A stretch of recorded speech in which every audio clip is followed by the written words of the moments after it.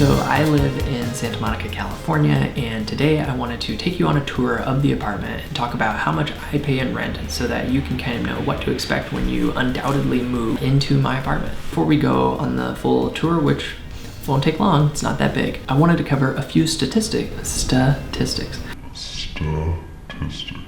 So according to rentcafe.com, the average price for a 2-bed apartment in Santa Monica, which is roughly 770 square feet, is $3,590 a month. My apartment, which is also a 2-bed, is about 760 square feet. So almost apples to apples. I don't know why we're comparing apartments to apples. So a 2-bed apartment, roughly the same size in the greater Los Angeles area, rents for about $2,300 a month. So about $1,300 or $1,200 difference. The big reveal is that I pay $2,500 a month for my 2-bed, 1-bath apartment. When we moved into this apartment, it literally was one of the most affordable apartments in all of Santa Monica. There are 3 main components how I got between 25 and 30% discount on that average price. My apartment is 80 years old, so if you compare that to a human being, it should be dead pretty soon. The second reason is my apartment basically has no amenities. There is a small outdoor seating space, and we also have 1 washer and 1 dryer on the property, and that's shared amongst all 4 units. And then the third reason is just size. The average space for a 2-bed apartment in Santa Monica is a little over 770 square feet, so the overall amount of space is slightly smaller. So if you are looking to move to a more expensive city, then you could consider having roommates, because that's always helpful in bringing that cost down. But you also might be able to get a 25 to 30% discount if you're okay with an older building, no amenities, and slightly smaller space. What do you actually get when you pay $2,500 a month when the average price is $500 to $1,000 more a month? This is the living room. You can see there is room for a decent sized sectional sofa and a coffee table. Here's our entertainment center, and then my I Spy books that I like to read in the evenings. The space is about 12 feet by 11 feet. Oh, and I forgot to mention that the cost of an apartment tour in Santa Monica is smashing the like button until it bleeds profusely.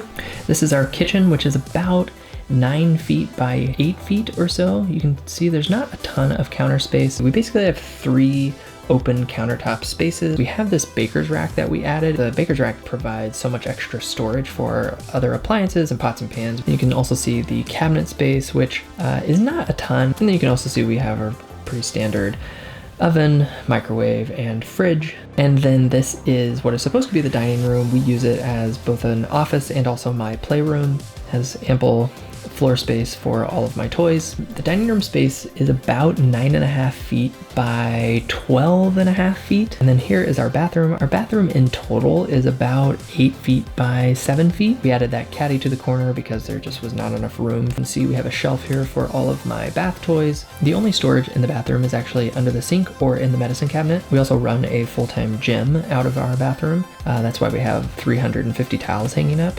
And then because we don't have much storage in the bathroom, we utilize the space in the hallway kind of below the coat rack. Bedrooms in this apartment are roughly 11 by 11. So you can see our queen size bed. And then there on the left, we have a smaller guest bed just in case we have any friends or family over who want to share the room with us. But as you can see, we keep it pretty minimal. There's room for the bed, 2 nightstands, and the dresser. And then over in the corner there, you can see our closet. It's about 4 feet by maybe 2.5 feet.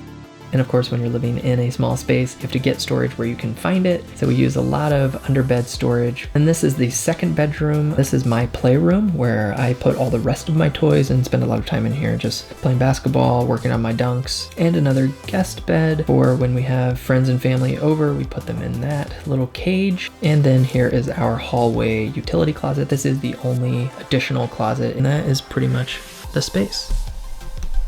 So I'm obviously not in any of the places that you just saw in my apartment tour. This is my father-in-law's office. No worries though, he said I could use it. Also, I tied him up in the closet.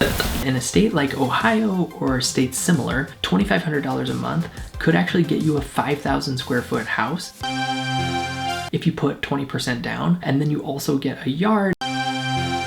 So then why is rent so high in Santa Monica? Why not? There are a lot of other factors why any individual city might be more expensive. Things like taxes or infrastructure costs. It just costs more to run a major city like San Francisco or New York than it does, say, to run Toledo, Ohio. So it's no surprise that Los Angeles and Santa Monica are both impacted by all of those factors, but Santa Monica in particular even has a higher cost of living than the rest of Los Angeles. You are mostly paying for the weather and proximity to the water. In Santa Monica, the effects and the impact of water, proximity, and weather are amplified in the city. And the fact is, the closer you get to the beach and the water, the better the weather and the higher the prices. And you might be wondering, I thought Los Angeles and Santa Monica are all the same, so could there possibly be that big of a difference in the weather? The truth is, yeah, there is. So in greater Los Angeles, the average temperature for the year is about 75 degrees. With summer temperatures actually getting between 85 and 95, and then a handful of weeks you'll have days between 105 and 115. So the temperatures in the summer just get pretty hot and sticky. They're like a cinnamon roll, hot and sticky. So the average temperature for the year in Santa Monica is about 66 degrees, with summertime temps staying between 75 and 85. Statistics. Matter of fact, our apartment, along with most apartments in Santa Monica, don't actually have built-in air conditioning. And then of course I talked about proximity to water.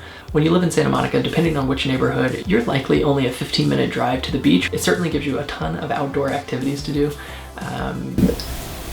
Whereas in greater Los Angeles, depending on where you're coming from, it could be an hour, hour 15, hour and a half just to get to the beach. I hope it gives you a better idea of what you can expect if you decide to move to Los Angeles or Santa Monica. That's what you can get for $2,500 a month in Santa Monica, which is roughly a 25 to 30% discount on the average 2-bedroom rental. I hope it was helpful in thinking through the different factors that go into why rent is the way it is, so that when you're looking for maybe a better deal on your rent, you can think through those factors and hopefully apply them. I just realized I need to get my father-in-law out of the closet.